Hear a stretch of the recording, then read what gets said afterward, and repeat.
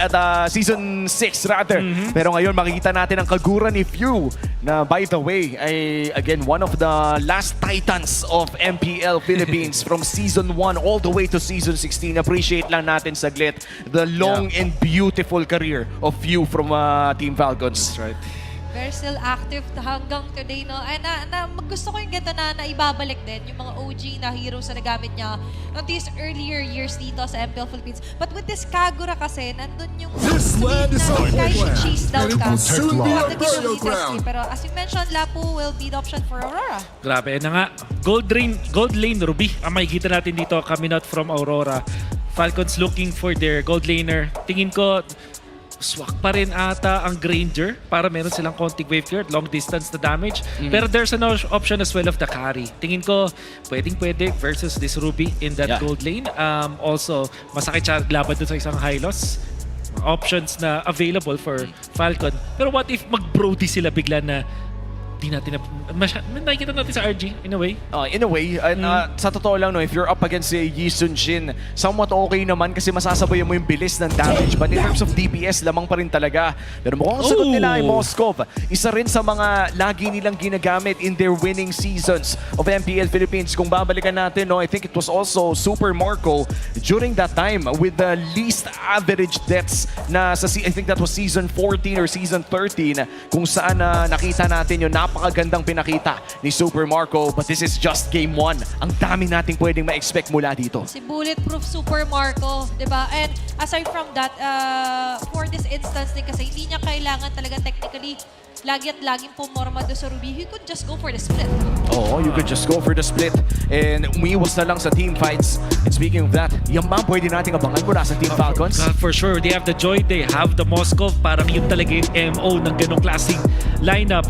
At the same time, greedy din. So, nararamdaman natin dito para sa side ng Falcon na gusto nilang sabayan sa late game scaling. Side ng Aurora. Yun nga lang, para sa Aurora, sobrang taas ng spike nila in the mid-game. Yes. Imagine pag nakakuha ng 2 items ng Yi Sun-shin, kasabay ng 2 items ng isang Lapu-Lapu, pwede sila mag-dive ng mag-dive. And syempre, etong Ruby, na unlimited yung tempo na pwedeng gamitin. Meaning to say, pwede siya mag-initiate na mag-initiate kasi may kakampi naman siyang high loss. And that is something na pwede nating makita as we enter Game 1. Naririnig na nga natin ang paghiyaw ng Team Falcons at pati na rin ang Aurora Gaming dito in the sold-out MPL Arena. Game 1 pa lamang ito, pero ang init na ng crowd natin. Eh, paano ba namang hindi init, di ba? Nakita mo, ang tagal na nabik ng mga MPL fans na muli tayo magkaroon ng action. And live na action ngayon is going to be the advantage din na meron si Yue onto throwing off those arrows, prevent you and Ogwen na mag-roam around. Kita natin dito sa ating lineup, it's going to be semi-sustained kind of gold lane dito sa Ruby. Minsan may mga gold lane Ruby na damage yung tinitignan. Pero sa ngayon, para sa Aurora, parang ang gusto talaga nila maging damage dealer dito is Yi Sun-shin, kasama na rin itong Lapu-Lapu. And ang nakakairita dito sa Lapu-Lapu ay kahit pa sabihin mong nakakalamang yung CC in the early game. Yes, napopoke out, ay bumabalik din lang naman yung buhay ng Lapu-Lapu. Dahil na rin sa Festival of Blood na hawak niya kanina, nakita natin sa Smart Emblem check sa simula ng ating laro. Pa first kill lang sa minions, pero hindi mo namamalayan, bumabalik na pala yung buhay up to full. Meron mga combo din itong Falcon na hindi rin masyado napapansin, katulad ng Gatot plus CC. At sa mga restream ko din, may tinatanong bakit gusto ko yung Gatot plus CC. Actually, kasi nagtutulungan sila. Kapag na-curtain call mo, masyadong slowed yung mga target mo, madaling tatamaan ng Avatar of the Guardian. Tsaka yung Unbreakable is underrated din for many. Kasi hindi lang naman yung AOG ang pinaka-sun or beauty ng isang Gatot Catch-up. But before all of that, yung beauty of a setup ang kailangan nating abangan. Pero interesting yung take dito sa may bandang top lane. Oo, nakanakaw pa nga si Demon Kite at dahil dyan mukhang mauuna ang Aurora Gaming na pumwesto around this turtle pit. Si Edward ay mapopoke pa ni Kyle TZ. Kaya naman malaki talaga ang kalamangan ng Team Falcons doon sa loob. Teka lang, Yue tries for an assassination attempt. Pero mukhang mababaliktad dito ng Falcons. Okay, sisigaw na ba tayo dito ng Yue? Pero sa ngayon, wala pang sisigaw dahil yung unang pugaw na may sinisimulaan. Kaso nahuli doon sa first. Caught on the crossfire. And for the first blood. At dyan pagdadabog. Pero agad-agad sila Kyle TZ. Sila with the first joy with the bits. And SOD ni Super Marco ay aabot There's going to be the AOG light going down. The double kill here for Cal TZ. At na-welcome na nga agad Welcome. ni Edward si Ferds taking that first blood, pero nakalamang pa rin ang Team Falcons with that game win. Team fight winning SOD dito kay Super Marco. There was a time na ang pinakamataas na first blood rate ay nandun kay Edward. At bilang XP lane na isa sa mga pinakatinita ka ng XP lane dito sa Pilipinas, welcome nga talaga niya si Ferds with that one. Pero syempre, tinulungan pa rin siya ni Yue. However, Falcon, maganda yung nakita nating turnaround. Kasi kahit pa nabigyan doon si Ferds, nakapagbato pa rin siya ng kanyang mga spells. Eventually, was able to have the vengeance. Hindi nga lang ganun katagal. Tapos, Kyle TZ going in for the play instead. Rora, for some reason, binitawan nila yung turtle fight actually. Para mas pinili ni Demon kahit na magpa-level 5 dun sa purple buff. And parang nabigyan ng opening yung Falcon na makakuha ng ultimate si Ogwin. Pati na rin itong si Few. Tsaka mukhang nagkaroon din ng decision na mag-hero na lang para sa side ng Aurora Gaming. Throwing out the Mountain Shocker as well quite early. Yun nga ata ang kumuha ng kalahati ng buhay doon ni Ferds. But looking at the game right now, napaka-even pa rin po ng ating laro. And Domenkite actually securing that crab as well. Biruin mo ganun ka-importante yung gold crab, binabatohan ng SOD ni Super Marco. That's very, very important. The only reason kung bakit nakalamang main Super Marco is because of that assist. And how about that? Meron ng War Axe ngayon si Ferds bago mag 4 minutes. Sub 4 minute na War Axe. Well, to be fair, hindi siya bumili ng sapatos. Kanina pa nakapaa si Ferds dito. Kasi nga sanay siya sa wild. Diba, para mas ramdam yung mga paket. Kanina, na nakita naman natin, suddenly kasi sa kanya lahat binus yung firepower. And it's good, still a good day for Falcons kasi without those firepowers, ultimates, libre na lang sila makabawi. At mukhang pepwesto na nga dito ang Team Falcons around that turtle. Magandang pag-reclaim ng pwesto para dito kay Light. Pero si Ogwen, mukhang malalaman nila na nandoon ang Hylos, half HP para sa turtle. Okay, nandito naman na pagbagsak ng Glorious Pathway. Pero sumasayo pa rin si Kakisi habang nakasecure pa rin naman na pag-Birds going down yet again. Another arrow hitting on the Kakisi. At napakita follow here para kay Edward. Si Ogwen naman ang kanilang pababagsakin. 4 ng miyembro, sapat! Double kill para kay Light. Sa bandang baba naman, lilingon tayo. Domenkite onto Super Marco. Still, ceasefire muna. 4 yung natanggal kanina. Turtle para sa 4 na kill.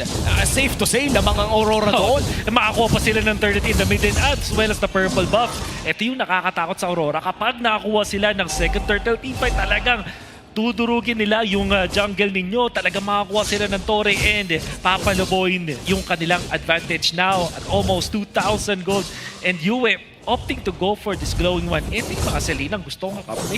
Yeah. Hindi yung inuunang enchanted talisman. Sorry. Glowing one agad. Sorry, pero sa ngayon, malaking factor kasi yon. Ayan yung pro tip din sa inyo ni Wolf. But aside from that, malaking factor kasi for Team Falcons is that dito pa nakikita magandang semi umbrella. Yun yung overturn na combo. Pero grabe yung chase down dito kay Caldizi. Nilatagan pa ka ng red carpet.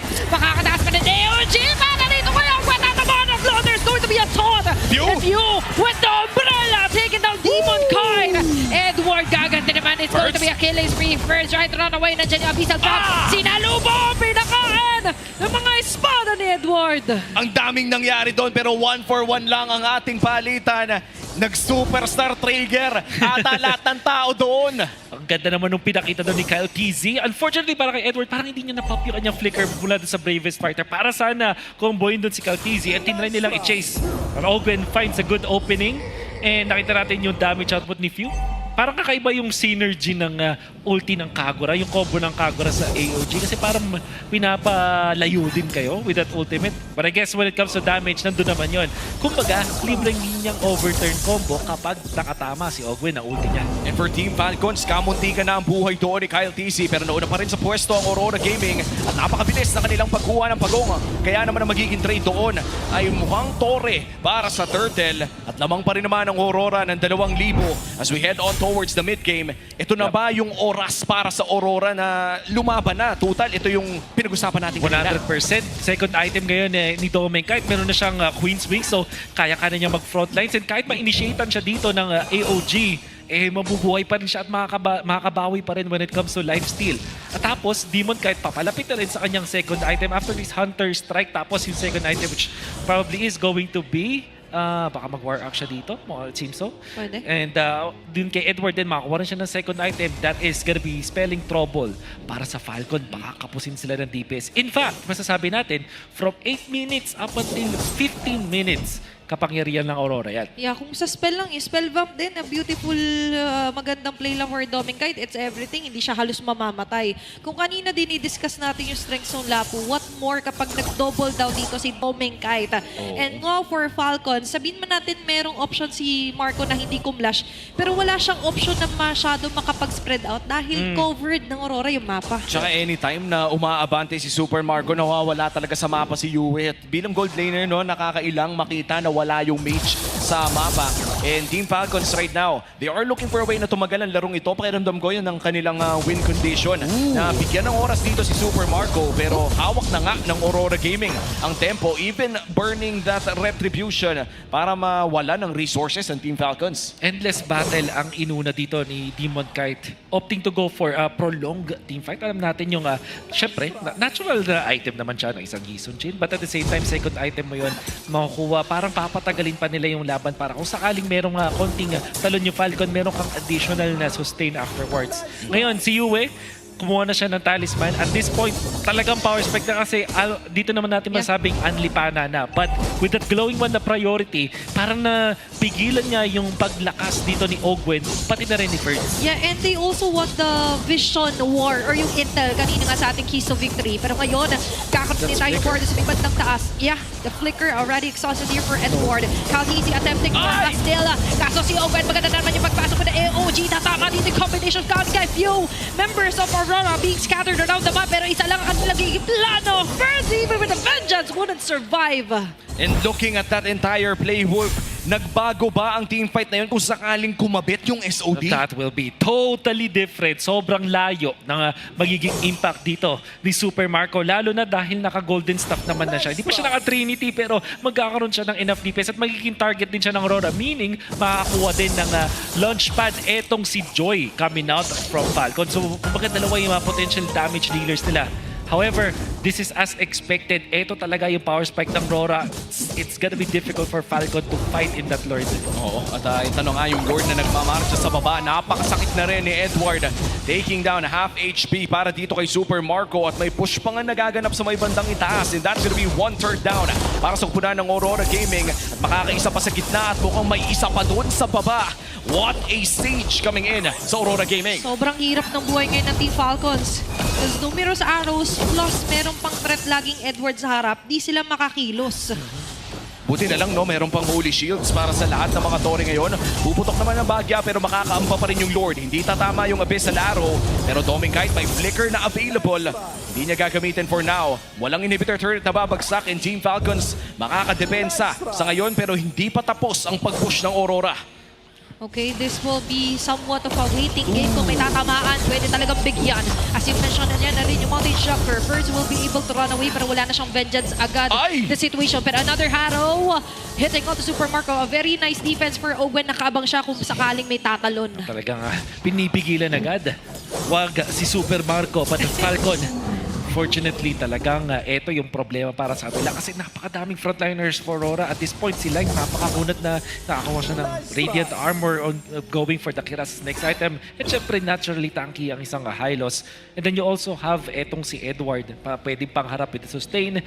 And Doming na may Queen's Wings. As a Ruby na gold laner, madaming items na nakuha to. Panigurado, kayang mabuhay sa isang combo ng Falcon. At saktong-sakto, no, makikita natin yan sa in-game equipment hatid ng Infinix. Looking at the items of the Ruby, mukhang patungo na rin siya sa isang Oracle. And looking at the items of Edward as well, talagang dalawang frontliners na hindi lamang napakakunat kundi napakasakit din ang kailangan daanan ng Team Falcons. And now that we are in this discussion, Wolf, ano ba ang win condition kung Falcons ka? It will sound funny pero maghintay ng 18-minute mark talaga.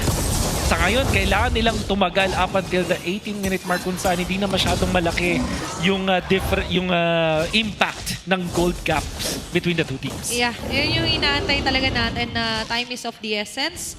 Pero as long as you can hold on some of condition para sa Team Falcons, kasi nga at the end of the day, kapag ka nakapag-farm naman si Super Marco at nakahabol, kahit papano pwede makabawi ang Team Falcons. Tumatama yung magagandang AOG for Ogwen, but what's missing is their damage pabalik. May gap pa talaga. Oo, hinihintay natin yung mga prolonged team fights kung saan makakalamang dapat sila Ferds at pati na rin sa Super Marco. But speaking of prolonged team fights, yung sustain din kasi ng Aurora Gaming yung nagiging hadlang talaga para tumagal yung mga team fights na yun at lamang pa nga ata pag tumagal ang Aurora. Pero mukhang magko-contest ng Lord dito, Team Falcons. Okay, isa agad mahahatak si Ferds sa mapupuruan in an instant. Ay, aabutan pa rin naman ng araw si Beastal Trap here. Magkakarikiyuan naman double kill. Calvisi from the back. Attack, hindi magka pero hindi niya kakayanin. What a protect, what a save, and what a kill here for Aurora. Akala ko may babagsak na para sa side ng Aurora pero ibang klaseng revitalize. Pero kailangan na mag-back ni Ogwen at ni Marco. Dedepensa dito sa may bandang mid lane. 5v2 ang usapan. Mukhang gusto nang tapusin to ng Aurora Gaming. They might... Defense. Opo, pero they might as well just go and finish this round agad. Sapat nga ba ang kanilang magiging kits to actually finish off this round? Kababaan pa yung mga dead timers. Haabot sila First View and Caltisi to defend for their base. Yan naman ang maganda. Oh, the only reason kung paano na depensa ng Falcon is nag-spawn yung minions sila pero nabutas pa rin yung kanilang mid lane. And at this point, yung wave clear ng Falcon hindi ganun ka-solid. They do have the Kagura pero mas magandang i-target yung mga spells niyan sa mga heroes. That's also same with the Joy. So this is gonna be a tricky defense para sa Falcon. Okay, nilatag agad ang Nurse pathway here for Light. Just showing the way. Pag may umapak, might be a GG here for Team Falcons. Habang si Super Marco, they need to melt down this Lord and as well as melt down the minion wave na incoming for Aurora. Napakaganda naman ng mga pag-trade off ng skill shot dito na Edward. Another arrow and the combos for the blades here will hit onto Birds. But still successful even para sa Team Falcons. There's an attempt. Pero meron na naman tayong round 2. Hihinga pa ng malalim ang Team Falcons. Kakayanin pa nilang dumepensa. At mukhang hindi na nga itutuloy pa ng Aurora Gaming ang pagpupush dito sa Team Falcons. But you talked about the 18-minute mark. Kanina, Wolf, 10,000 ang kalamangan ng Aurora Gaming at bibilang lang ang mga teams na nakaka-recover mula sa ganitong klaseng gold lead. Yung 18 minutes na gold equilibrium na inaabangan natin usually happens around 19:20 as well. Ang daming pwedeng mangyari doon dahil 70 seconds na rin lang ay lalabas na ang pangalawang Lord. You're right in pointing that out kasi yung Aurora pwede nilang going bait na lang din itong second or third Lord natin, which what will happen is ipapatagalin nila yung Lord dance ng sobra-sobra para makakuha ng isang pick-off. Katulad ng second Lord na nakita natin, binigyan agad si Ferds at yung Aurora pwedeng nilang hindi tipirin yung kanilang mga ultimates for just one kill. Even yung kill kay Ferds, it's gonna be worth it kasi biglang magsascramble na agad yung Falcon sa pagnakaw nung Lord na yon. So it is going to be a very difficult. Oh my goodness. Mas difficult to. Tanggal agad si Caltisi. Oh, bueno, there's going to be a sandwich play. AOG para makatakas. Pero nilatagan agad ang Corbin! Sinalubong sila dito, nila Light. Kaso sa kabilang banda na-activate pa rin dito si Super Marco. Will it be bulletproof na talaga? Kasi napakagandang square piece. Hindi nauntog sa pader. Pero sila mauntog papulik sa kanilang base. Defensa Team Falcons. What a way to save the day. Few and Marco saving the day. Ganda sana nung counter-up doon ng Aurora pero nakuha sila ni Few with that yun yang overturn that prolonged that team fight. And then eventually, Super Marco buying enough time para sa Falcons. Outplaying Aurora. Hindi nga nag-purify sa moment na yun. Cold-blooded killer talaga. At makikita natin ng side ng Aurora Gaming with a 10k gold lead. This is gonna be really hard para sa Team Falcons. May vision naman na nagmumula kay Ogwen. Aabot na rin ata yung Joy, pati na rin yung Moskov dito. Bibitawan ng Aurora. Here comes a concealed play. Anong gagawin ng Team Falcons? Nahanap si Super Marco down to have a pick at easy. Okay, Caltisi on yung wing. Kaso mahatak siya na dito. Oh my God! Di man kaya pa na-kill. Habang sa pinakalikod naman makakabot pa rin si Ferds. Diyan yung mga yo-yo blitz. No way! And even the vengeance has been raided! Eliminating 3 members. The Kite Brothers plus Yue falling down. Oh my goodness, Caltisi with a heads-up play. And by the way, para dito sa Falcons, naramdaman nila na hindi pwedeng tumagal yung laban. Kailangan sila na mauna dun sa team fight at nakahanap sila ng good targets. Even Demon can't getting gunned down. Super Marco on the play! Oh, isa ka na pupunta! Diyan ka lang! Ayaw na ngayon palapitan sila Light. Edward being kept out of the grounds of the Lord. And Team Falcons finally securing their Lord for this game. Sabi natin kanina, bibilang lang ang mga teams na nakaka-comeback mula sa 10K gold lead. Pero mukhang magbabago ang usapan na yun. 3-point-K na lang ang gold lead ng side ng Aurora Gaming after that miracle defense to a miracle team fight. Ito na ang push ng Team Falcons. Dedepensa ngayon ng Aurora Gaming. Pakita natin mula din kay Ferd. Starting this game 0-4-3 bago dun sa third Lord na yun. Sabay nakakuha ng dalawang importanteng kills in a most important Lord fight. Sa game na to, Falcons now leading when it comes to momentum. Lugi pa rin sila when it comes to the map control dahil dun sa kanilang mga inhibitor turrets. But we know that they're late game. With the Joy, with the Moskov, magandang scaling ng mga members dito ng Falcons. And they could play it safe here. Tore muna, di naman nila kailangan lumaban agad. Lamang sila sa waves na ngayon dahil sa Lord na yun. Pero kung papasukin na rin nila ang mid lane, that's 1/3 down para side ng Team Falcons. At tuloy lang kanilang pag-push. May wave sa baba, may wave din sa itaas at mukhang sasamahan nila yung pagmarcha ng Lord sa top lane. Sabi ni First 0-4-3 ako earlier, ang importante wag malagyan ng tantos yung gitnang KDA. Yun lang naman eh. And aside from that, he finally taking hold of Edward means a lot for Team Falcons. And Team Falcons, honestly, ang maganda pa rin ang laro dito ni Edward. 4-0-8 on this Lapu-Lapu. One pick-off on Super Marco could change this. At mukhang makakaiwas naman mula sa pana sa ngayon. Yun yung overturn is available pero hindi niya gagamitin at makiklear ang Lord doon sa may bandang itaas. At mid lane naman ata ang isusunod ng Team Falcons. Pushing up the top lane. Here comes the Mountain Shocker. AOG to zone them out. Okay, si Dominic at si Edward ang kanilang matadali. Kaso nga sa pinakagilid ay magkakaroon yata ng trade-off para dito kay Light. Pati kay Edward na nakatarget kay Super Marco na napakakuna. Nakakatas pa ba siya? Kaso yung mga sibat niya. Sa tapat ba? Kasi maunod niya si Light. At tutulungan ba siya dito nila? View! Ang kanyang mga kuya ang magliligtas sa kanya. Sa kabilang banda naman, for Aurora, bawasan. At wala si Light. And that's just one inhibitor turret na nakuha ng Team Falcons. In the most part, Wolf, mukhang na-even out na ng Falcons yung gold lead. Lahat na ngayon ay lock item, pero lamang sa wave ang Aurora. And most importantly, itong fourth Lord ng ating laban, yung long lane ay nasa bottom lane, which is dito nakakalamang yung side ng Aurora. So if they play this correctly, pwede nga naman sila manalo sa Lord Dance. Ang tanong for Falcons, will they do the same thing as Lord number 3? Sila pa mauuna sa teamfight? Sila ba yung magko-conceal play tapos kukuha ng isang pick-off agad, sabay guguluhin yung combo ng Rora para hindi na makapwesto? I think that should be the MO para dito sa Falcons kasi kapag sila yung nagtatry na maging passive, yung pana ni Yue tsaka yung mga trap ni Yue nagiging problema eh. But as you said, Wolf, no, ang problema dito para sa side ng Falcons ay malayo sa Lord. Yung mga waves na kailangan nilang bantayan. Thankfully, para sa Falcons ay may Moskov naman sila na pwedeng ipadala doon sa long lane. Pero mukhang information game na ang nilalaro ng Aurora Gaming dito. Hindi alam ng Team Falcons kung nasaan ang mga iilang miyembro. Si Yue ngayon ay magkita na rin si Ogwen. Di mo kahit in the pixel brush, si Light ay makikita na. At mukhang nagkaalaman na ng pwesto. At Lord na ang magiging sunod na laban dito para sa parehas na kupunan. Quality intel lang kailangan din dito ng Aurora. And as you mentioned, afford kasi ng Team Falcons, hayaan muna si Super Marco given na tumama mamaya yung SOD. At sana nga tumama yung SOD, no, if you are Team Falcons. Dahil kung hindi kumabit ang SOD in a crucial team fight, a 4v5 in the late game, yan ang hindi mo gustong makita kung Falcons ka. The only winning scenario doon is kung madediretso mo, magugulo ng mga kakampi mo, yung members ng Rora, sabay ikaw yung magsisplit push at itotodo yun sa Torre. But that is something na Aurora is very familiar with. So, hindi siya ganun ka-reliable as a strategy. At tignan mo naman yung ginagawa ngayon ng Team Falcons, no? Si Ferds ang umahawak ng Lord dahil meron din namang innate sustain ang isang CC. And for Aurora Gaming, kailangan nila magpadala ng isang miyembro doon sa may bandang ibaba mamaya lamang. Pero hindi pa nila alam na nilakad na ni Super Marco yung Lord na ito. At si Edward ay hindi pa nagpapakita sa may bandang ibaba. Information is the name of the game. Super Marco may bana pero maiiwasan niya. Okay, may nakaabang din na Dominic. So maganda yung paglipat ni Super Marco kasi he was the most viable target here para kay Dominic. Makita ni Caltizi, that's a very good vision here for Team Falcons. Vision War, kailangan ipanalo dito ng Falcons. Rora is very, very tricky, very clever sa mga ganung pwestuhan. Mukhang binibait out lang ng Team Falcons as well, pero lumalamang na ulit yung wave ng Aurora Gaming. Mamaya lamang ay makikita natin na kailangan na rin magpadala ng Team Falcons ng isang miyembro doon sa may baba. At mukhang yan na nga ang kanilang magiging call. Nagpakita na yung Moscow sa bottom lane, and that changes the call for Aurora Gaming. Bibitawan nila yung Lord.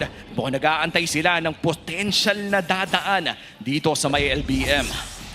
Yan natin dito para sa Aurora. They're starting to respect itong split push na ginagawa ng Falcons.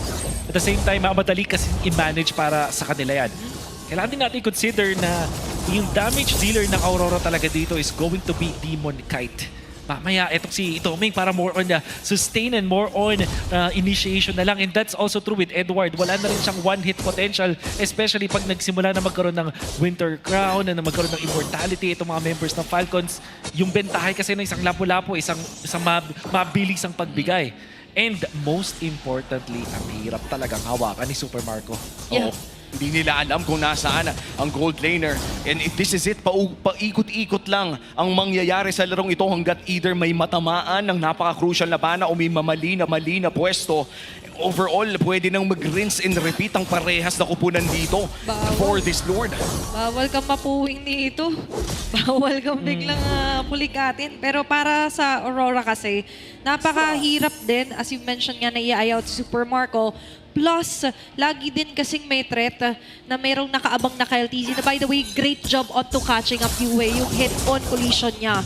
And as I've mentioned, gano'n na gano'n yung pwedeng ang gawin nilang option for Team Falcons. And light nakita man niya ang Joy. Hindi niya pwedeng batuhan ng Glorious Pathway yon. At mukhang ang Lord ay hahawakan na naman ng Team Falcons. Medyo pantay pa naman yung wave. May oras ng Team Falcons dito. Pero mukhang hindi na naman tatama ang Abyssal Arrow. Napakagandang pwesto para dito kay View. Looking for Yue. Looking for that Abyssal Arrow as well. Pero mukhang yung Lord ay all-in na. Teka lang, reset muna tayo ulit. Oh, kapit lang kayo na mahigpit sa inyong mga chairs. Ay, upuan.